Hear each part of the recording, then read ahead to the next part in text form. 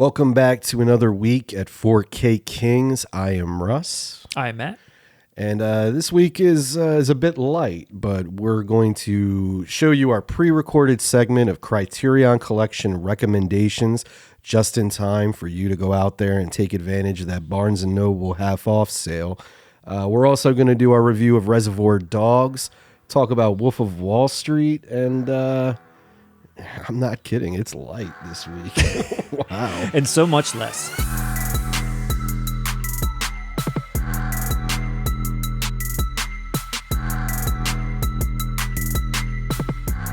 And we are back. Welcome back, Russ. Welcome back, Marvin Nash. And welcome back, everyone else. Thank you for returning. If you're new, welcome. If you're old, thanks for showing back up again. My name is Matt. This is Russ, and we are your 4K Kings, covering physical media news, movie reviews, and so much more. If you like what you see here, consider commenting, consider subscribing, throw us a like here or there. We really appreciate it. And don't forget to let everyone watching and listening know we are very close to our Subscribe for Drive giveaway. Russ, we're only about 150 away at this point. 150 away. I think we're going to get there before the end of the year. That's my guess. My prediction. I predict that as well, Matt. And once we hit 2,000 subscribers, one lucky viewer will receive a sealed, out-of-print, second sight, special edition 4K of the Ryan Gosling masterpiece Drive. Love it. And all you have to do, go find our original Drive video. We'll throw up a link or something, I believe. We'll throw something up there.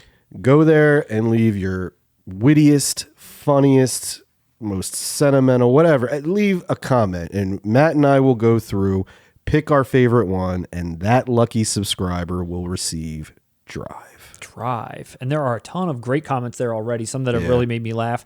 And just in general, thanks to people that just comment anyway on any videos. It's been really great to see some of your feedback, some of your support, some of your criticisms. Love it. Dad rules. Love it. So yeah, like Russ mentioned, we're only about 150 away. I think we're going to get to that beautiful 2K number probably by the end of the year. Help us get there any way you can. We really appreciate the support. Last time we covered the new studio Radiance Films. We talked about 4K releases from Criterion and Scream, their January slates. We reviewed Top Gun Maverick. We reviewed Top Gun Maverick. Let's say it again. And we reviewed 8 Mile as well. Yeah. Who loves Top Gun Maverick? Anyone out there? Not too many people like that. Not too many people watched that video. That movie kind of flew under the radar, pun intended. Flew under the radar. This week, Russ, as you mentioned, really absolutely no Blu news of any kind that I saw that I was like, God damn, we got to talk about that. Yeah. I don't know why. I don't know what's out there. Maybe I'm wrong. Maybe there's some stuff that people did get excited about or see or hear. Please let us know what you are excited about this week. But there really just wasn't a whole lot. Like really last minute, Criterion dropped a few announcements, one being Dazed and Confused. And Hollywood Shuffle, which is a great movie. And Hollywood Shuffle. But I don't even think Hollywood Shuffle was in 4K, kind of like what they did with Cooley High. I don't get this. Yeah, no, I don't know. I don't get it. Maybe they don't have the rights, but yeah, so really no news. So what we thought we would do instead is kind of give you our recommendations for the Criterion sale that's going on at Barnes & Noble and Amazon, mainly. Their 50% off sale that comes twice a year, July as well as November. We're about halfway through the month. And we thought, better late than never, but kind of give you a couple of ideas or suggestions if you were not sure what to pick up or you wanted to try something new. Oh, yeah. So we have done that in a pre-recorded segment, which we're going to roll now. Take it away. And for everybody that is listening to this, obviously you should go and check out that segment on YouTube for a little bit more context, a little bit more fun, and a little bit more of an in-depth review of some of those films where I'm just going to let you all know what I picked for our recommendations. So my recommendations, Russ, or do you want to go first? No. You look like you were cocked and ready to loaded. I was just going to ask you, what did you end up going with, Matt? I ended up... I haven't seen the fully edited segment yet. Okay. Well, it's out there. It's up there for people to check out. But if, like I said, if you're just listening... That's true, I guess, but it's... It'll be up by the time you're listening to this. Like this is live. yeah. What the fuck am I doing? But my recommendations were Amores Perros, Blowout, Raging Bull, Exotica, The Thin Blue Line, and Thief. 6, in my opinion, classics that are on the Criterion label, which everyone should consider picking up at the half-price sale. Strong choices. Out of the ones that I've seen, I agree with you. Definitely worth picking up. What did I go? I went with Badlands, Blue Velvet. What did I go after that? I did Sid and Nancy. I did When We Were Kings, The Night of the Hunter. What was my other one? Do you recall? Jesus. Couldn't be that great of a recommendation, huh? I forgot it. The boxing one? Oh, Menace to Society. Menace to Society. Jesus. How did I forget Menace to Society? And Menace to Society. Those are also really good picks. I think... I elaborated much better in the segment. Yes. Please don't go off what I just did here. Yeah, so if you're listening on Spotify, come and check that out. So this week, I'm going to say this one more time just because I don't think I covered everything else that we're going to be covering. So this week, we're going to be talking about our must-buys at the Criterion sale. We're going to be reviewing Reservoir Dogs in 4K, and we're going to be reviewing Wolf of Wall Street in 4K.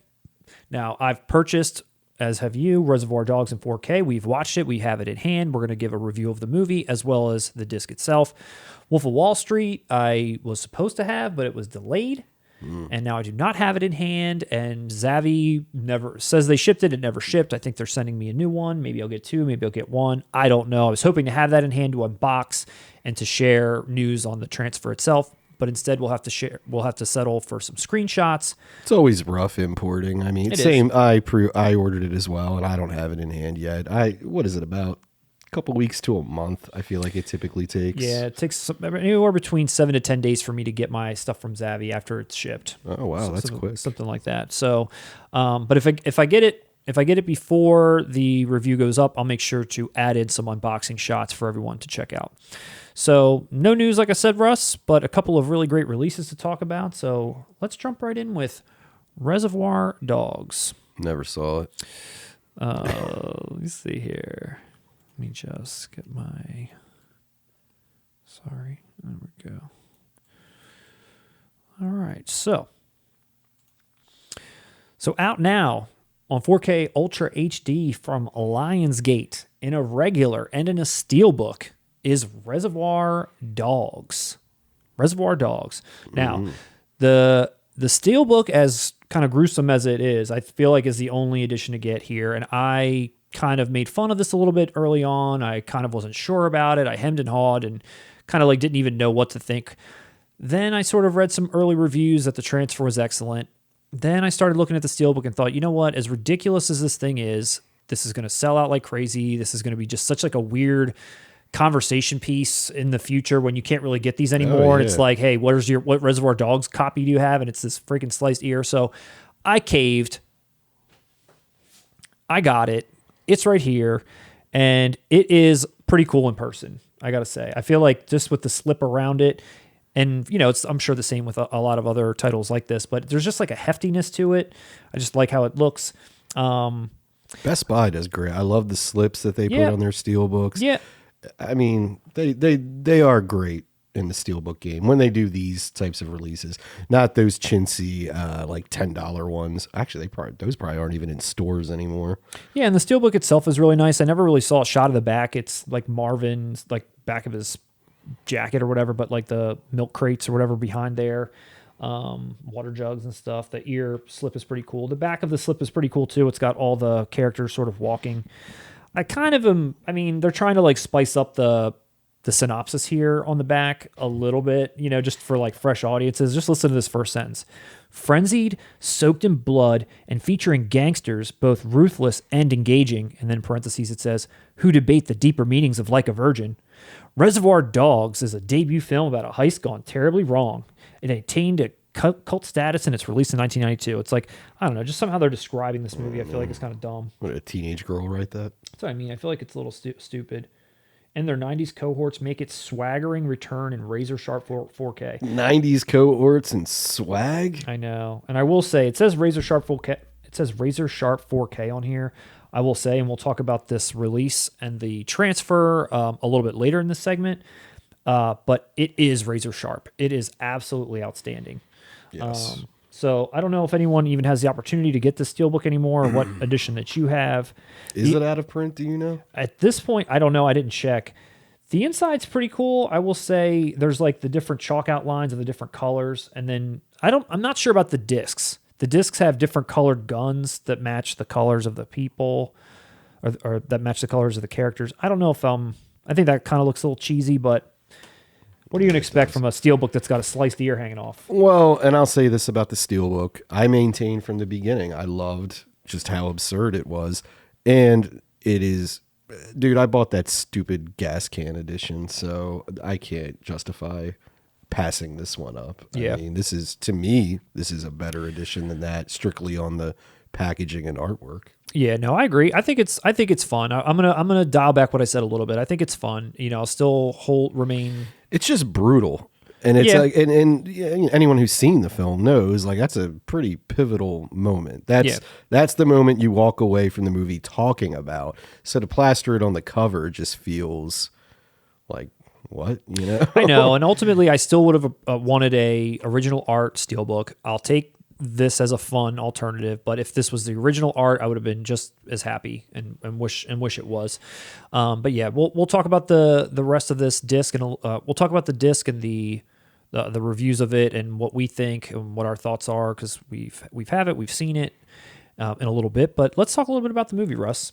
So just allow me to intro it for a second, even though I know it kind of doesn't need an introduction, but maybe there's a person clicking on this right now who hasn't seen Reservoir Dogs and is like, let's see what these two idiots have to say. Okay. So this is a 1992 feature debut of Quentin Tarantino.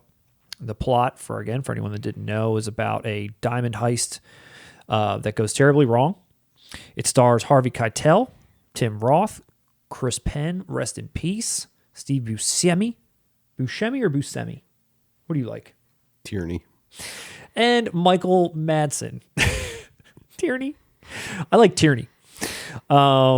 Despite not being heavily promoted, this film was a modest success. It was praised by critics. And after Pulp Fiction's release, that's when this movie started to gain a lot more popularity. People kind of were like, holy shit, what is this new director? Oh my God, he already has a movie out. Let me go see that thing right away. So people all of a sudden started flocking to Reservoir Dogs. And sort of the, genesis, I guess you could say, of this movie was working at a video store. Quentin Tarantino, City on Fire. I was going to say he was definitely inspired, I think, as he would call it, by a lot of stuff. But I guess initially he was going to record it. Initially he was going to shoot this himself in black and white for like $30,000. And that's when his friend and producer Lawrence Bender had, I guess, given the script to his acting coach, whose wife then gave it to Harvey Keitel. It's like, how lucky do you get that this thing like passes in all these different hands to finally like reach someone? Yeah. It's like never heard of. But Keitel, on the strength of the script, agreed to be the producer, which helped them raise about $1.5 million. So Quentin Tarantino had $30,000. He was going to try to shoot this thing for black and white and whatever. Now he's got $1.5 million to work with. And that's also what allowed them to have a casting call, like Keitel's, pull in the arena of film, got them to get a little casting call together, which is how they met Buscemi, Madsen, and Tim Roth. So, as now I'm sorry, what movie did you say? City on Fire? Yes. Yeah. So basically, and just in what Tarantino has said and what others have accused him of, which we'll probably talk about and have before, is, does he rip off? Does he pay homage? Is he inspired? Is he stealing? Like, there's all these different things that you could levy at him. But he says that he was inspired directly by The Killing, which was a Stanley Kubrick movie. But then there was also some other things that were dabbled in there, like certain scenes or certain pieces of dialogue or something, including, like you said, City on Fire, Kansas City Confidential, which is a movie I've never heard of, Django, also had some influences per Quentin Tarantino himself. And the color pseudonyms also were first done in Taking of Pelham 1, 2, 3, which Quentin Tarantino also referenced as being a favorite film of his. But he denies plagiarizing anything. What's your take on that? I agree with him. No idea is original. There's nothing new under the sun. It's never what you do, but how it's done. Even the City on Fire comparisons. I've seen City on Fire, and yes, he definitely saw that movie. I mean, there's no getting around it. But what he essentially did was he took the finale of that film and extended it into a feature and then just put his own stamp on it. Like, you're not going to watch City on Fire and hear people talking about Like a Virgin. Mm-hmm. You know what I mean? Yeah. It is different. It's inspired. Yes. Theft. I personally don't see that. Yeah. No, and I've always maintained this about Tarantino. If he denied it, I would be like, dude, get the fuck out of here. You know what I mean? But he has always worn his influences on his sleeve. You can't even see this man in an interview without like giving movie recommendations like left and right. That's his life. That's his brain. Like it is not disingenuous. This is just, he is a film geek. Yeah. And that's what all of his movies represent, you know? Yeah. And I think he's always trying to, you know, he's got his Western, he's got his army film, he's got his, you know, whatever heist film. He's got all these different types of films that he's made that I feel like he borrows a lot from other films that have done similar things, but he ends up making a classic of in its own way within that genre that he's kind of riffing on. Whereas these other movies he's riffing on might not have been classics necessarily. They might have had like iconic parts or moments or characters or actors or whatever, but he's somehow blending it all together to make something that's better than the sum of its parts, I guess. Definitely. And I think especially, well, he still does. He's always done it, but he riffs on B movies, grindhouse movies, exploitation films. But he is such a good writer that he elevates the material that he's riffing on while simultaneously honoring it. He's never talked down to any of these films and influences. He's just not, I don't want to say improve, but he's shown true love to it. He elevates it. And I mean, that's awesome. I don't know what is there to complain about that? Nothing at all. You're right. Nothing. But yeah, so I mean, obviously I love this movie. You love this movie. We've done Tarantino talk before, and we've always ranked this film consistently higher than most of his other films. It's not number one, but it's always up there. But I kind of want to talk a little bit about why we do like this movie so much. And I don't know, you know, I've got some thoughts or a couple of main things that I really appreciate about this movie. I don't know if you want to go one for one. You want me to just kind of say mine, you say yours, whatever. But I think the one thing I want to start with is just the sort of the concept-ish, like small scale sort of play kind of aspect to this movie. You know, it's very tight, it's very small, it's very contained in basically one area. There's a couple of other little sidebars that happen, which, you know, spice it up enough. But it reminds me of like a Hateful Eight, where it's like, you know, one spot to kind of play this whole thing out that could be done as a stage play, essentially. And I don't know, has anyone even done that before? Have there been people that have like done that? I wonder. Probably. Yeah. But that's also for all you budding screenwriters out there, I mean, that's always the best thing to do. If he was planning on shooting it himself, he's not going to have access to, you know, money. Yeah, so if you keep it in one building, set, building like that I've got, if it's that confined as a play, like you said, that's feasible. That can be done. But then Harvey Keitel came in and gave him a couple extra dollars so they could film in a club, in a urinal, a urinal, urinal scene. Harvey Keitel, he brought his dog. He cut the red tape so he can get into that urinal. It pays knowing Harvey Keitel. No, but I mean, I think like you're right. Like this movie could have had the biggest budget ever, and it could have been something even greater. Who knows what it could have been? But as it stands, it's brilliant. You know, with a small budget, with the small couple of spots that it has, I think it's really cool. And I think heists are also fun. Movies that have like a mole or a snitch that you don't know who it is are kind of fun. I mean, you sort of combine that in this sort of kind of like, again, like Hateful Eight. It's like these people are confined. You don't know who you can trust. You kind of feel like, you know, you want to believe this person. It can't definitely be that person, but all of these things combined, I think make for an interesting movie in and of itself. And I think that's one of its biggest strengths. Well, it's also the central sort of caveat of it or whatever. It's a heist movie with no heist. True. We don't Yeah. see it. Yep. This is all an aftermath movie Yep. of a heist gone wrong, which again, that in itself is original. That would be a scene in most movies. And he turned it into a feature. Yeah. And wrote it so that he wrote it in chapters. It plays like a novel, honestly. Every time it cuts back to the backstory of Mr. White, and it's slowly revealing to us, okay, well, he's not the rat. He's definitely not the rat. But that novel,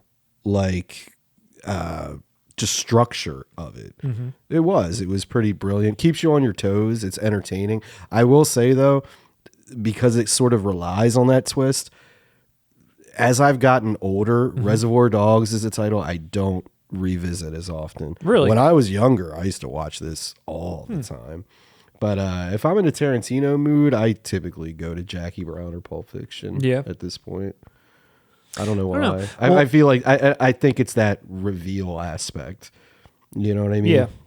Yeah, and I think I actually, that was one of the things I do like about this movie. Not that it has a twist, but that the way that the twist, even so, obviously knowing that there's like something has gone wrong and everyone's clearly like talking in the beginning, like, oh, someone ratted us out. You already know, okay, there's some trouble is afoot. But even how the twist is revealed with, Mr. Orange, spoiler alert, killing Mr. White and kind of how that all plays out, I felt like that was a pretty cool way to reveal that. I also don't think that they make it, and maybe this is just me, I never felt like it was completely obvious that it was Mr. White because everyone seems unreliable to some degree. Mr. White. What? You said it was obvious that it wasn't obvious that it was Mr. White. It wasn't obvious that it was Mr. Orange. Thank you for correcting me, Russ. Just because I think everybody comes across as unreliable. Like you just don't know who could or could not have, screwed them on this. And he's also shot, so that kind of puts him out. And he's out cold. Yeah, you don't really... Well, this man took a bullet. How could he be a cop? And they're showing Mr. Blonde be a crazy person. It's not Mr. Blonde. Because he's a crazy person. Yeah. Yeah. What? You mean you didn't guess it immediately when you saw that orange balloon behind the car? What was the other orange thing? Isn't there like one more orange thing? Is, I forget. Yeah. But, man, hey, this movie... I know. I feel like we've talked about this a lot. Great. It is. It's a great film. Yeah, no, it is. And the other thing, I think part of the whole play aspect I was just mentioning and why I think it comes across like one, and most of his films obviously have great dialogue, but there's such great dialogue still in this movie, even being his very first movie. Yeah. I think the dialogue's excellent. And I like, kind of like Pulp Fiction too, I like the trivial sort of conversations that these characters have before... like these violent criminals have before they, quote unquote, get into character to like go do what they got to do. Oh, yeah. It's just a really interesting little peek into real life. Like Coen brothers do that shit all the time with like really, like Fargo, like all these people that are like murderers and such like horrible people. They're like doing dumb shit, like eating pancakes and having like a dumbass conversation about who knows what. It's like just really makes it a little bit more real. Like I don't know what that is, but I don't know. That's just something about this movie also that's cool. I have a question for you because I would say this is his meanest movie. Just tonally. Well, actually, up until Hateful Eight. Hateful Eight might be up there now. But again, I always felt like Hateful Eight, as you referenced, is sort of, I don't want to say spiritual sequel, but it's touching on a lot of the things that he touched on in Reservoir Dogs, in my opinion. But I would just say I feel like the humor in Reservoir Dogs, I just think it's meaner. I just think it's meaner than even Pulp Fiction or Jackie Brown.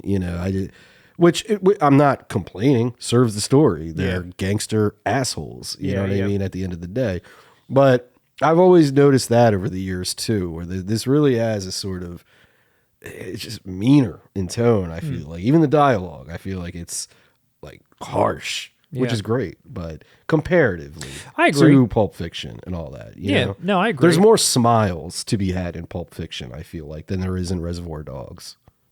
A little bit more humor. Not even humor. I mean, dude, I laughed my ass off in Reservoir Dogs, but I mean, lighter. I just feel like there are more like sunnier moments. I don't know. Reservoir Dogs feels very bleak compared to everything else he did afterwards. Yeah.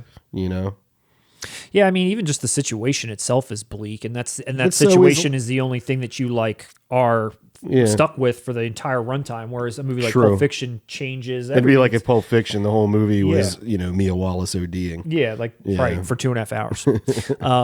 Love it. Well, this movie also, we have to let the fans know. Let the fans know. This film was a big part in how you and I became friends. It was, and that's actually one of the other things that I really like about this movie, which is the soundtrack. And it's not his strongest soundtrack, but it's still a good one nonetheless. Not by a mile, yeah. And the fact that we both not only like this movie, but I'm sure owned the soundtrack, each of us, and had listened to little. Did you ever own the soundtrack? Did you just shake your head? Oh, I thought you just shook your head. No. Of course, it's how we became friends. Yeah, but so listening to Little Green Bag over and over and over again, and just loving that song. For we were 15 years old. This is in 1997 or something. Yeah. And so this is like the internet wasn't around yet. Anybody at that point when I was 15 who had seen Reservoir Dogs, it was me showing them. Honestly, it just was. And then through a mutual friend, I played bass guitar, you played drums. We didn't know each other, and we just said, hey, let's, meet this guy, whatever. And and the opening the Little Green Bag is just bass guitar and drums. And at 15, I knew how to play because, like you said, I loved this movie so much, loved the soundtrack. Not only did I listen to it, I learned how to play it. And then I met somebody who did the same damn thing. And I wasn't expecting you to either. It was just in between other shit. I just started doing it. And then you did the beat. And you did the boom, boom, boom. Yeah. And I was like, oh, shit. I just kept going like, oh, my God, how the fuck did you know that? I found my equal. No, but seriously, like you said, it was so oddly specific. It wasn't just like I met somebody who had seen Reservoir Dogs. It was like, nah, you clearly own the soundtrack and you learned how to play it. Like, how many times do you meet fucking people like that? We're psychos. Yeah, it's musicians. You just kind of like latch on to certain parts of songs, like that bass line, that little drum thing. I'm like, oh, that's fun. Yeah. And then you just get crazy about it, memorize it, play it, and then luckily enough, you meet strangers that want to play it too. It's one of his weakest soundtracks, but I can't fault that because they didn't have money, they didn't have anything.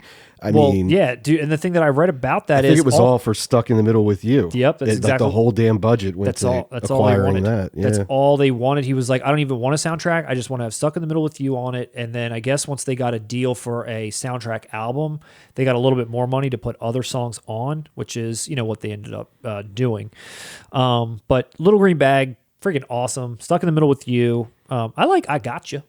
Yeah, dude. Joe Texas. Awesome group. And the end song, like when the credits roll after, all the gruesome You just finale, named the 4 good songs in the movie, Lime and the Coconut. Yeah, and that's such a cool ending song after what you just watched. It does sound awesome when you see Mr. White get blown away, and then that song. And then that song just starts after everyone gets taken out. Yeah.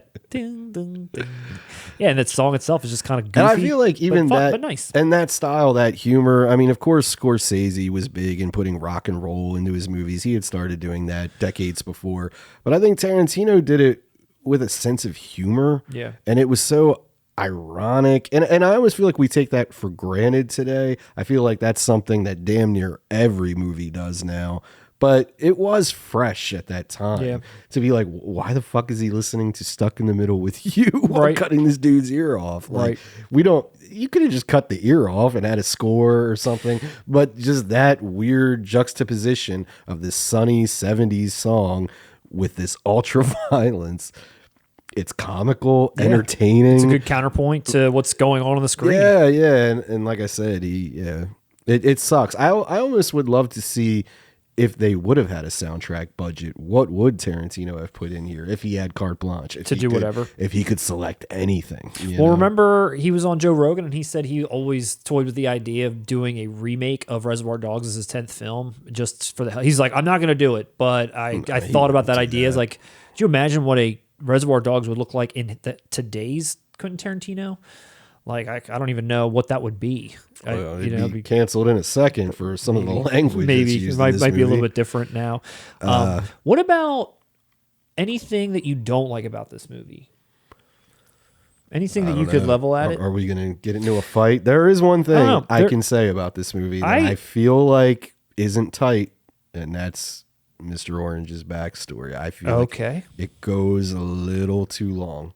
Just that whole scene of him learning that and story. To be honest, Mr. Orange, Tim Roth's character, to me is one of the least interest. Not that he's bad. Tim Roth is fantastic. Like I said, this movie fires on all cylinders, but I would much rather be watching Mr. Blonde. I would much rather be watching Mr. Pink. I would much rather be watching Mr. White. And it's like, I feel like about an hour in when you get, and you need it because that's the plot. Yeah. I just feel like the momentum kind of drops. Not for long, but just a little bit. I didn't mind that stuff. I can see what Don't you mean. mind it. I can see honestly, I could say the same thing about Pulp Fiction with Bruce Willis. I think his stuff kind of, it's not bad. It's still great. But like, damn, compared to Jules what's and going Vincent, on before it. Yeah. You know what I mean? It's like, I want to see that stuff more. Did you ever think it's like the acting was a little wooden at times in some of the actors? The one time Tarantino. The one thing but that always that's makes never me laugh. changed. The one thing that always makes me laugh is Harvey Keitel, Mr. White. The scene where he's like, "I thought he was going to kill us then and there. He was going bang, bang." It's like so like. Oh no, but I thought he was being sarcastic saying that. Oh, was because he? then I right don't know. after that, I love how Michael Madsen comes. And he's like, "Yeah, bang, bang, bang." I don't know. Just the way he said it, I was like, that sounds a little like they had one take to get that right. And that's all they got. Well, I'll tell you, you know what I thought you were going to say, and I love this line delivery, is in the beginning, is the, say the goddamn fucking words. Say the goddamn fucking You're going to be okay. Yeah. You're going to be okay. Say the goddamn fucking words. Like, that always makes me laugh. Mr. Blue, because she's sucking your dick. Like, what's he say, Mr. Blue? Like that one line. That dude's a real con, I know, though, man. yeah. He was a real gangster.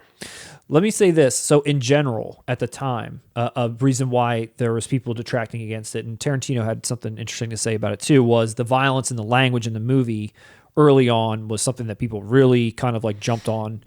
People were like walking out of screenings, especially at like the ear cutting scene. And I have a funny story about that. Do you know there was one director, great director, who Wes walked, Craven? Yeah, he walked out. And Rick Baker. Rick Baker walked They out. both had mentioned I walking didn't out know of this that movie. one. And I knew Wes Craven did. He said it was a compliment, but that it was a walkout. But this is what Tarantino said about all that stuff. He said it happens at every single screening. For some people, the violence or the rudeness of the language is a mountain they can't climb, and that's okay. It's not their cup of tea, but I am affecting them. I wanted that scene to be disturbing, so I guess it worked. You know, like he stood by it basically, and even Harvey Weinstein famously tried to get him to remove that so that the movie would maybe go a little bit further. And Tarantino said, "Nope, stuck completely, stood his ground." One beautiful thing about that scene, though, I don't recall. There has to be cuts in it, but it doesn't break, and I think that's why it's so effective. For instance, when you see Michael Madsen walking out to the trunk of the car, a typical movie would cut. He's outside in the car. Cut, Oh, yeah. comes back in. No, we're following him. Song still playing. You can hear it when the door shuts. Yeah. You can barely hear it. It feels real that Yep. way. So it is that whole scene. If you are a little squeamish or whatever, that kind of adds a reality to it. Yeah. Is that there's no stop. It's like we're just watching him go out. It's slow, and we know what he's gonna. We know he's a fucking madman. Yeah. And it's great though, man. Yeah. It's brilliant. It is. And Michael Madsen, holy shit, stole this fucking movie. Iconic performance, in my opinion. In my opinion, Mr. Blonde is the first thing I think of when I think of Reservoir Dogs. Yep, agreed. And he nailed it. Holy shit. Yeah, dude, he's fucking great in he's this. psycho as hell. Again, he's psycho as hell, but not over the top. Like he's cool. And it's like that adds this underlying menace. Yeah, because in to that everything meeting, he's doing. yeah, he's like in a meeting earlier, and he's like totally fine and normal. But then, like when he's in a situation where there's like a cop, he's like, "Yeah, I'm just gonna fucking cut this cop's ear off because that's how crazy I get in these situations." I don't care what you know. Like, yeah, I'm just gonna torture you anyway. yeah, exactly. It's like that's what I'm into. But so today, as today is concerned, Reservoir Dogs is considered a classic and a milestone of independent film. Yeah, I feel like as we've that done, era. Yep, I mean, and we did a filmography review of Tarantino, and I think it still holds up in his filmography even to this day. All the films that he's done, it's still something that comes and stays at the top. Quentin Tarantino obviously went on to do 8 additional films, wrote True Romance, wrote Natural Born Killers as well. And this movie itself has had a pretty long, trek on physical media. There was those individual color editions, which I had Mr. Pink.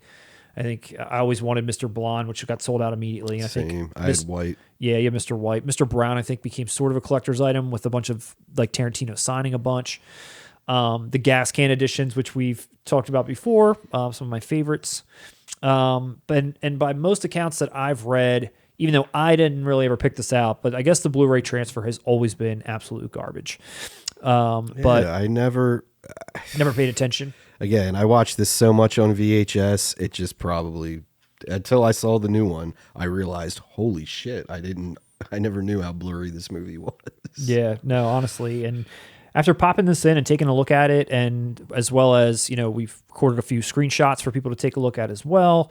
And also a ton of reviews that have already been released wherever, Blu-ray.com and so forth, are kind of all unanimously saying what we're about to say, in that it looks spectacular. It is a complete, revitalization of whatever was before, however bad it was before. This is quite the upgrade to whatever Blu-ray you once had. It really doesn't change the film. It makes it look brand new, essentially. Yes, like it was shot yesterday. Like this film came out last year. That's what it looks like. Yes, beyond impressed with just the clarity, the sharpness, the color, rejuvenation. Everything looks incredible. And again, you can take a look at plenty of other reviews that sort of back that up as well. We also have a 4K comparison up if you want to take a look at some additional screenshots. But again, this is a classic film. It's a brilliant release. I got the ear steel here. Russ, is there anything else that you want to add about this film? Anything else you want to cover or discuss? Let's attempt the opening monologue. Do you mind if we attempt that? I'm going to need you to fill in the blanks. Okay. You want me to tell you what Like a Virgin's all about? It's all about a girl who dates a guy with a big dick. The entire song is a metaphor for big dicks. No, it's not. No, it's not. It's about a nice girl who made it. Whoa. Time out. Tell that motherfucking bullshit to the tourists. Like a Virgin ain't about some nice girl who meets a nice guy. That's what True Blue's about. I mean, great, no argument there, all right? But Like a Virgin's all about this coos. And I mean, she's a real fuck machine. I'm talking morning, day, and night. Dick. That's a lot of dicks. How many dicks is that? A lot. So anyway, one day she meets this John Holmes motherfucker, and he's like Charles Bronson in The Great Escape. He's digging tunnels, and she's feeling something that she hasn't felt since forever. Pain. It hurts her. I mean, it shouldn't hurt her. It shouldn't. Her pussy should be like bubblegum right now. But I mean, when this cat fucks her, it hurts. It hurts like it did the first time. Hence, Like a Virgin. Great job. That'd be perfect. Great job, Russ. I had no idea that you could recite that whole thing. I'm clearly... You know what's really funny? In Glasgow, when in 9th grade, it was like when we just started. Yeah. And I stayed after once for like the drama club shit. Just to Would you do that? I did Ezekiel 25:17. They had this thing where it was like everybody stand in a circle, and then when you get pulled in the middle, you just have to like improvise some shit. And I just did and I was looking at everybody like who was and this I was doing it just like Samuel L. Jackson. I didn't even put my own spin on it. And I never went back. Well, we got one more review for the people, Russ. We got one more review for the people, and we decided to review this on based on the fact that we were going to have this in hand to open up, take a look at, share with everyone, talk about the transfer, talk about the quality of the package. But guess what? Zavvy's delayed. They sent me a thing that was like, hey, order dispatch. I go there. It's like, here, you want to track that shit? I'm like, yeah, track it. And what does it say? No tracking found. I'm like, that's kind of normal for maybe the first day. Courier hasn't picked it up, whatever. Day 2, day 3, tracking, not found. Day 5, 6, 7, not found. So I finally reach out to Zavvy, finally. And they're like, oh, we'll have to check in with our courier or whatever. Do you just want a new one or do you want your money back? And I was like, I want a new one. Please send it to me. So here we are, getting ready to cover Wolf of Wall Street in 4K from Arrow in the UK, coming direct from Zavvy, late. Yeah. I guess it's an import, man. I haven't even checked the status on mine. You have me nervous now. Late. Whenever I Very import late. something, I always delete the emails because I don't want to sit around and obsess about it. I just want to be pleasantly surprised when it arrives in the mail one day. I'm like, oh shit, I like that. I forgot I ordered Wolf of Wall Street. Yeah, I like that. I like Dude, that too. But then again, I could be getting dicked over by Zavi. And you wouldn't even know it. Well, Wolf of Wall Street has been released on Blu-ray. Then it was released in 4K, and then in 4K, a 4K Steelbook in the US already. Now we're getting this collector's edition from Zavi or Arrow, which we've also done a little bit of a video on and kind of discussed our thoughts there. But this is a great package. It's coming in this wallet, booklet, and what appears to be cocaine. I'm not really sure. When it gets here, I'm going to try it myself and let you guys know what it actually is. Now, from what I gather, this transfer is identical to the U.S. version. It was a Martin Scorsese approved transfer, and I think, like we said before, he wasn't coming back to do a new transfer a year later. Like it's done. So it was Scorsese approved. So if we do get a chance to get some screenshots on this, if I do get a chance to hold this in my hand before you watch this video, then maybe we'll embed some in there. So a little bit more on that later. But let's talk about this film a little bit. A 2013 film from Marty himself. This is his 23rd film. Sounds right. 23 films. And actually, I thought it'd be more. Really? I'm not going to lie. Yeah. Well, he's only done like 2 more since then, so he's on his like 25th or 6th. But this movie follows Jordan Belfort as he rises to prominence as a stockbroker and the rampant corruption and fraud that brings him down. Starring Leo DiCaprio, Margot Robbie. What do you like to say? Robbie. That's a house. I love that line, man. All right, there you go. I don't know, Robbie. Jonah Hill.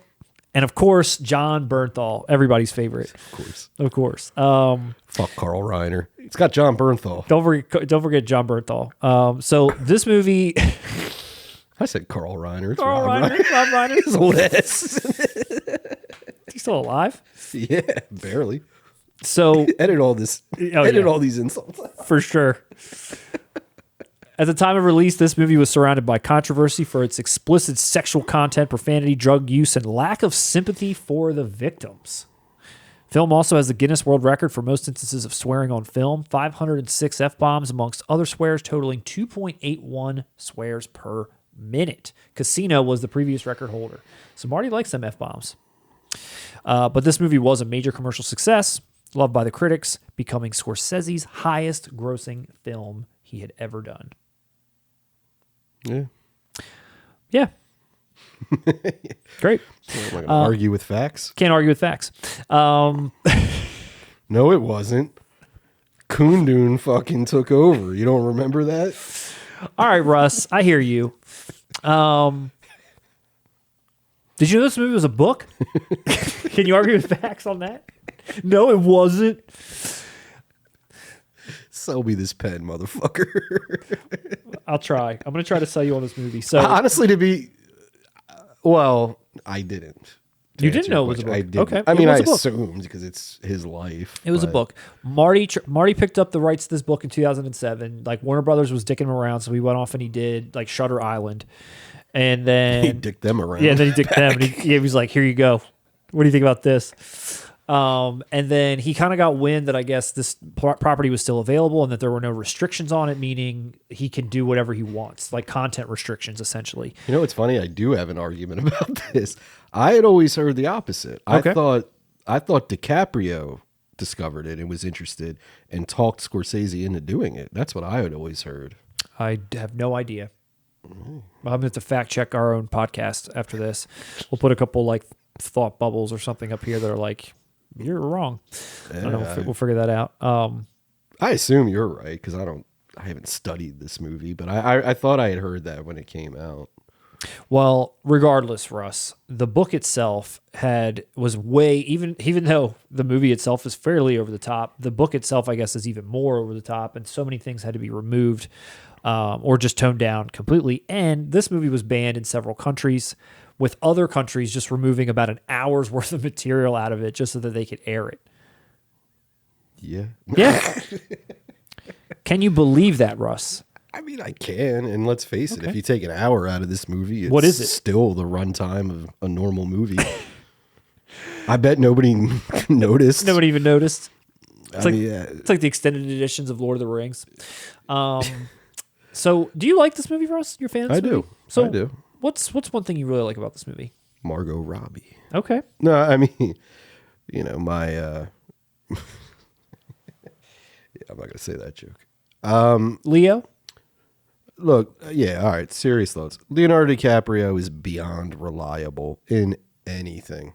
Mm-hmm. I mean, even movies I don't care for, he is great in. So Wolf of Wall Street has that going for it. Yep. It introduced us, or the world, to Margot Robbie, who not only is incredibly easy on the eyes, she's immensely talented as well and has proven herself since over and over again. Not a fan of Jonah Hill whatsoever, but he's playing an asshole, which I completely agree.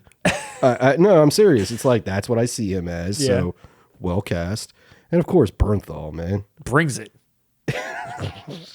Every time, every scene, every chance he gets, he tries to steal the scene away. I'll say this. I was never as enamored with this film as most people were. To me, it's just way too long for what it is. And it's an exercise in style. It's excess. It's celebrating excess. I get it. You didn't have to celebrate excess with the fucking runtime.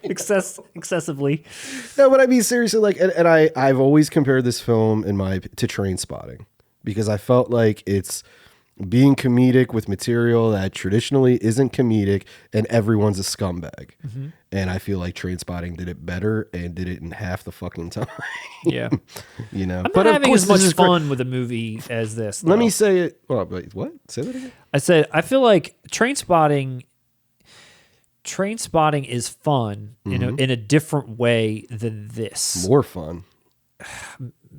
Fun? I don't know if I don't want to go on a Trainspotting because the attitude, and that could be a subjective thing. For me, Trainspotting is more fun because it has that attitude to it, and they're literal low lives. They're not fucking over other people's lives through being on Wall Street and banking and all this other bullshit. They're just stealing their mom's TVs, fucking up their lives like that. And I don't know. To me, that's funny. Stealing your mom's shit.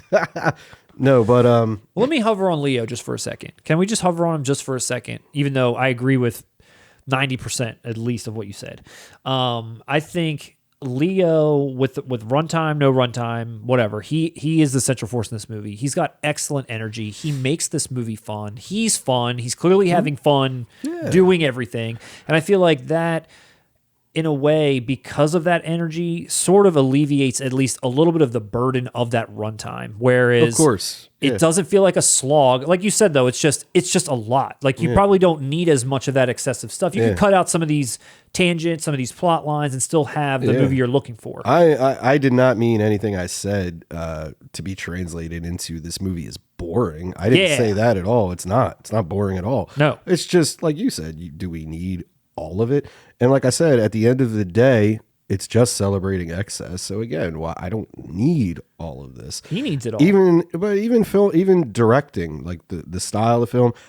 Basically, it's like I felt like this movie kind of spins its wheels. I've seen Scorsese do similar material in scenes. Like even some of the camera shots and all that. Yeah. It reminds me of better films that he's done. This is 23rd movie. But again, exactly, I was about to say, but he's Martin fucking Scorsese. So Martin Scorsese spinning his wheels is better than most people trying their best. He's got a lot of movies in his back catalog to steal from. Same thing with DiCaprio. DiCaprio spinning his wheels is still better than 90% of other actors. So even though the whole thing kind of felt uninspired to me, it's still really goddamn good because these are immensely talented people. Like I said, just spinning their wheels, but holy shit, they are the greatest at what they do. And then Margot Robbie, and come on, let's really face it, that must have been very intimidating to go from like being, I think she was known in Australia. Yeah, but still to working with Martin Scorsese, and you are the love interest, you're to Leonardo DiCaprio. I mean, damn. And she held her own. Like it reminded me of Sharon Stone in Casino. It was like, damn, you brought it in Casino's. I mean, Sharon Stone stole that whole fucking movie. She's better than De Niro in that shit. Well, it's funny you mentioned Casino because I actually think about these movies similarly in terms of their runtime and pace, because I feel like even Casino is very long. And then you could maybe say, well, you could cut this or snip that. I don't know. But I feel the same energy. I feel the same. I'm never bored. I'm never tired of what's going on, whether it needed to be that long or not. I mean, and these movies span like years. Like these movies span years, multiple characters. There's just a lot that's being thrown at you, and they still manage to keep it interesting. But you could argue Casino has morals. You could argue Casino...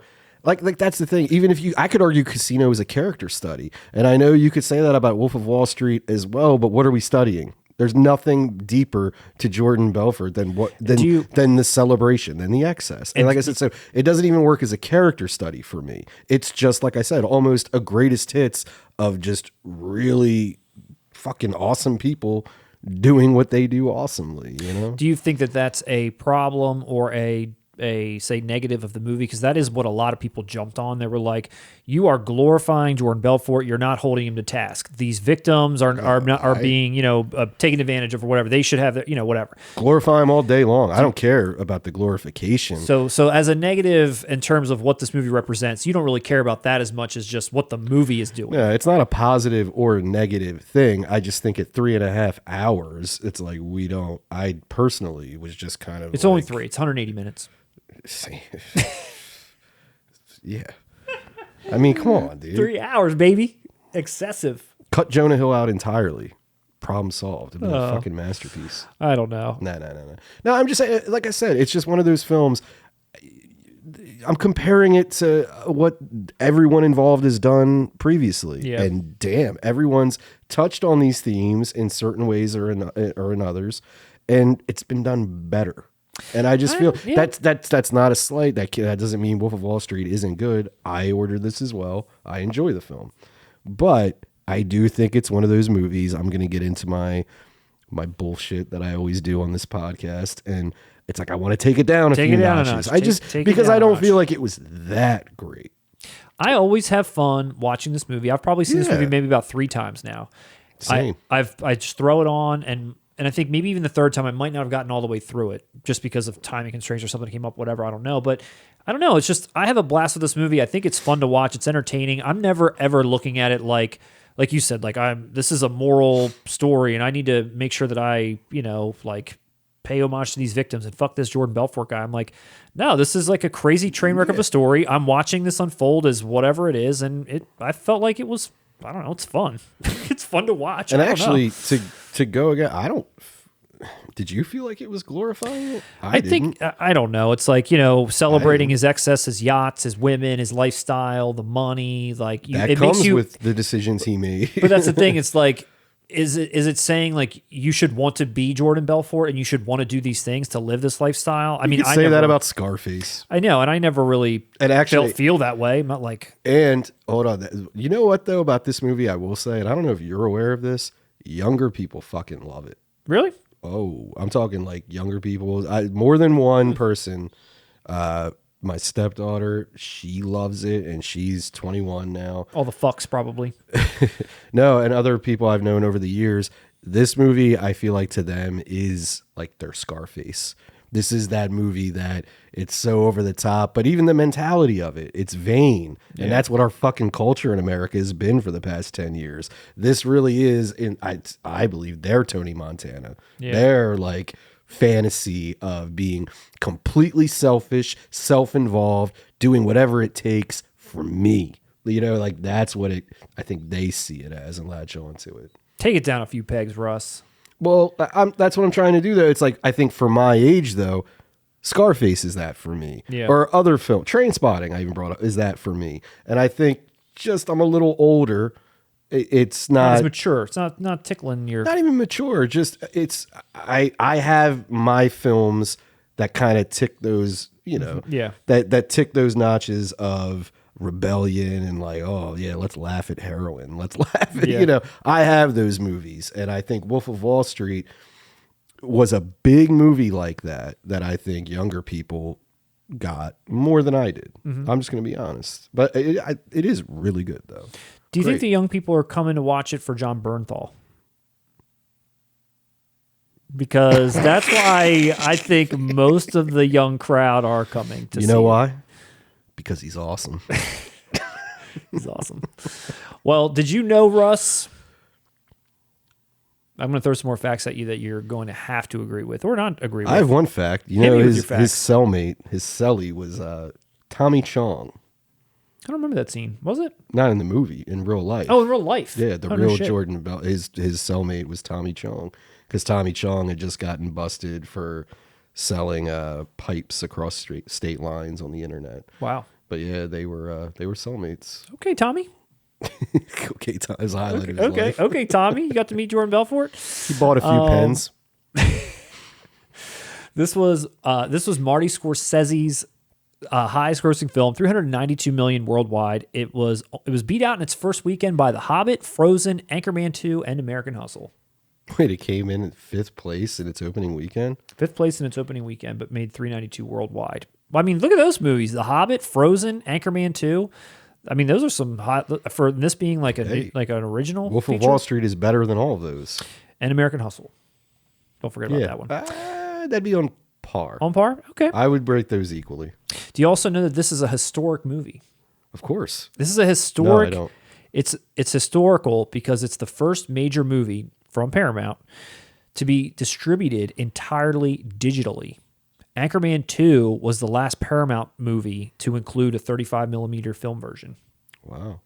So this was the very first time that you just kind of, I don't know if what do they get, like a download code? Like how do they get these movies digitally? Which brings me to my next point. I'm really sick and tired of Scorsese being a fucking sellout.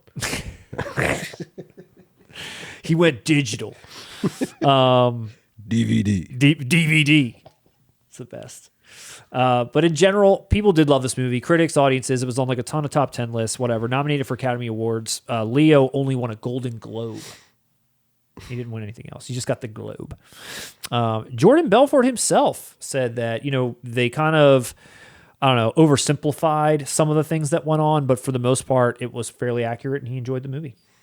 One thing we didn't touch on in What this didn't we movie, touch on? and one aspect I do love about it, first off, this was during the reconnaissance. Oh, dude. We didn't mention Matthew McConaughey. This was going on during the reconnaissance. And For those who don't know, this was this period in the early 2010s where Matthew McConaughey just woke up one day and said, holy shit, I'm going to be a great actor. And he followed through, and he was just doing like goddamn movie after movie that just slapped. True Detective. Oh, God. Yeah, and True Detective, Killer Joe, Mud, this. I mean, he was just on a Interstellar. roll. Interstellar. But no, I always loved how they even say it in the movie. They're like, well, we could tell you all the behind the scenes, how stocks work, but you don't fucking care. It's like, no, we don't. You're right. And we kind of don't even know what it means either. Yes, we just take the commission. I love that. It's like, this is fictional money we're playing around with, and it destroys people's lives. And you don't need to know the fucking algorithm. Nope. This is just what we do. Come along for the ride. And I love that, how frank that was. Because even if you watch Wall Street or something, there's always almost expositions, even like Trading Places. Yeah. It's like there's this down, like kind of real aspect. And I love how just right in the beginning of Wolf of Wall Street, it's like, don't worry. We're not going to bore you with this shit. You're just here to see We're us here fuck. to do drugs and fuck. Yeah. It was like, hey, thanks. Thanks, Scorsese. And then they got John Bernthal. Do you know what movies he's done since Wolf of Wall Street? Can you name them? Irishman. You said there's only two? There's been two, and he's working on one right now. Irishman and Silence, right? That's right. And now he's working on Killers of the Flower Moon, which also Sounds star awesome. Leo DiCaprio, Bobby D, and Brendan Fraser. Never mind. Brendan Fraser's That back. dude's a whale. He's a whale. He's back, everyone. Now he's going to be in every fucking movie that's anyone puts out since he's returned.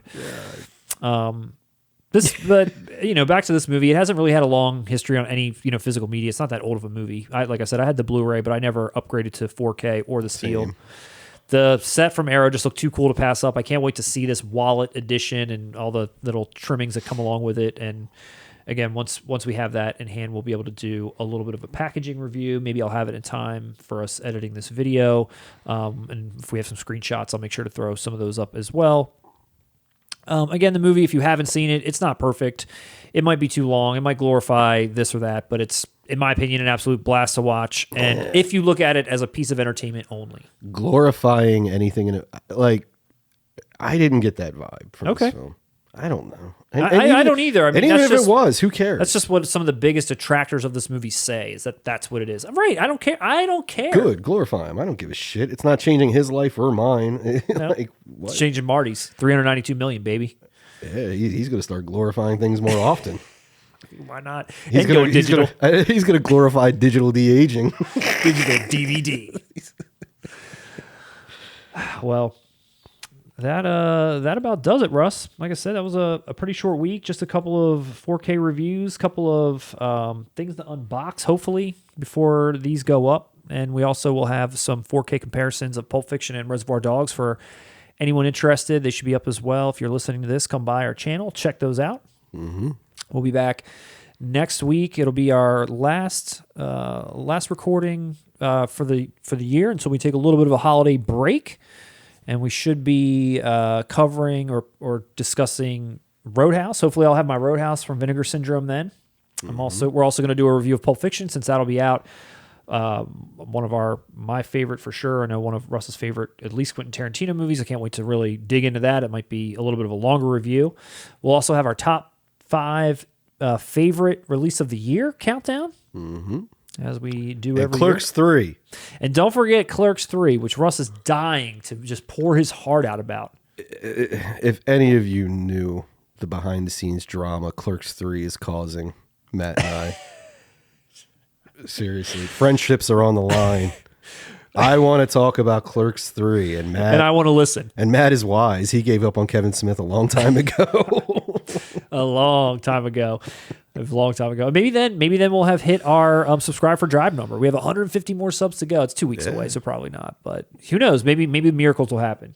Maybe this will be our time to get there, and we'll be doing our giveaways. So, but yeah, I guess Russ, you got anything else for the people? Even though it was a light news week, Dazed and Confused in 4K from Criterion is spectacular. I'm so happy to hear that. That's all I got. Okay. Well, when that comes out in 4K, Russ, I know you're going to be getting it. We should cover the movie because I've never seen it. I'd love to hear your thoughts, talk about it in depth, as well as take a look at what the 4K upgrade is. I know Criterion put it out before, and I wonder how much of an upgrade they're And giving. and that's a movie kind of like what we were saying with Reservoir Dogs. You know how many times I watched that on VHS as a kid? Yeah. Like, I can't wait. That's a film where even when I bought the DVD, I was like, holy shit, this looks so much better. So I cannot wait to see that. Awesome. All right. Well, we will see everyone next time.